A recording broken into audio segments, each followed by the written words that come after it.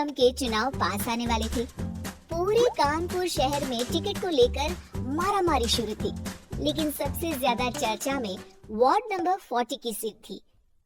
वो इसलिए क्योंकि इस बार वहाँ की सीट महिला के लिए आरक्षित थी। अब सवाल ये था कि चुनाव लड़ेगा कौन। इससे पहले ठाकुर साहब वहाँ से पार्षद थे और इस बार उन्होंने अपनी पत्नी सीमा ठाकुर को टिकट दिलवाई और ठाकुर साहब की शान के कारण सीमा जी ने 20,000 वोटों से चुनाव जीत लिया। अरे बधाई हो सीमा भाभी, अब तो आप वार्ड की पार्षद बन गई हैं। अब तो हमारे काम आप ही करवाएंगी। अरे ये तो सिर्फ नाम की पार्षद बनी है, वो तो महिला सीट आ गई, वरना पार्षद तो मुझे ही बनना था। अब भले ही चेहरा इसका होगा, लेकिन बाबर तो मेरी ही होगी।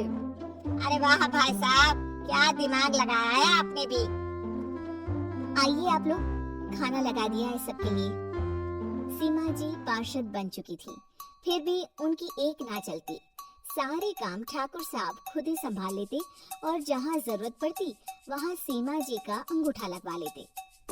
सीमा जी ज्यादा पढ़ी लिखी भी नहीं थी। एक दिन ठाकुर साहब और सीमा एक प्रोग्राम में जाते हैं। अरे ठाकुर साहब, आप आ गए। ओहो, पार्षद मैडम भी आ गई है। स्वागत है आप दोनों का। लगता है हमारे पार्षद फंड का सही इस्तेमाल हो रहा है। चलिए अब उद्घाटन करते हैं। ये लीजिए ठाकुर साहब कैची, आप ही सबसे पहले प्रवेश कीजिए।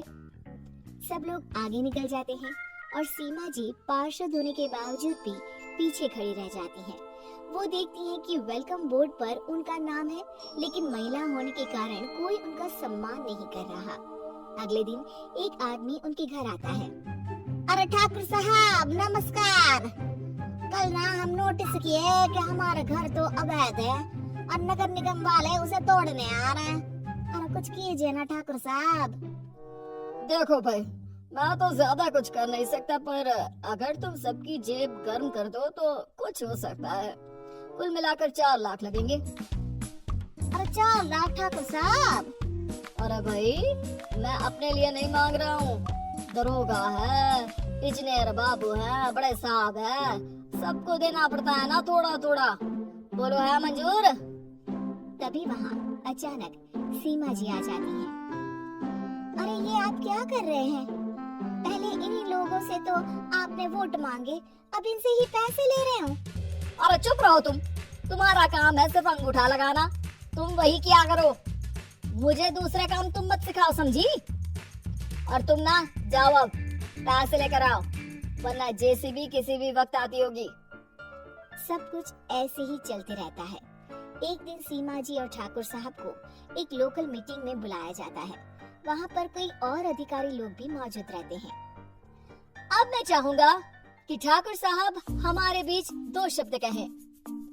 मेरे प्यारे भाइयों और बहनों, आज मेरा सौभाग्य है कि मैं आप सबकी सेवा दिन रात कर पा रहा हूँ। आपने मेरी पत्नी को भारी मतों से जिताया है, इसलिए मैं आप सभी का शुक्रगुजार हूँ। मैं आप सबसे वादा करता हूँ कि हमेशा की तरह हमारे वार्ड में किसी को कोई तकलीफ नहीं आने दूंगा। सभी लोग तालियां बजाने लगते हैं। अब मैं माननीय पार्षद मैडम को स्टेज पे बुलाना चाहूंगा। अपने नाम को बुलाया सुनकर सीमा जी एकदम चौंक जाती है। उन्हें बिल्कुल उम्मीद नहीं थी कि इतनी बड़ी जगह उन्हें मंच पर बुलाया जाएगा। जैसे तैसे वो मंच पर चढ़ती हैं। ऊपर जाते ही सीमा जी को सारी पुरानी बातें याद आ जाती हैं कि किस तरह उनके पति उन्हें कभी भी आगे बढ़ने नहीं देते और उनके नाम से गलत काम करते हैं। वो बोलने लगती है, मैं आपके वार्ड की पार्षद सीमा हूँ। आप में से बहुत कम लोग ही मुझे जानते होंगे, क्योंकि इससे पहले मुझे कभी ऐसा मौका ही नहीं मिला। सारे मौके मेरे पार्षद पति यानी आपके ठाकुर साहब ही लेते रहे, लेकिन आज ये मौका मुझे मिला है तो मैं इसे ऐसे ही नहीं जाने दूंगी। मैं आपको ये बताना चाहती हूँ कि आपके ठाकुर साहब मेरे नाम की आड़ में गैर कानूनी काम करते हैं, जिस पर अंगूठों के निशान मेरे होते थे। इसीलिए मैं अपनी गलती मानती हूँ और आज अपने पद से इस्तीफा देती हूँ, ताकि आगे से कोई गलत काम ना हो पाए।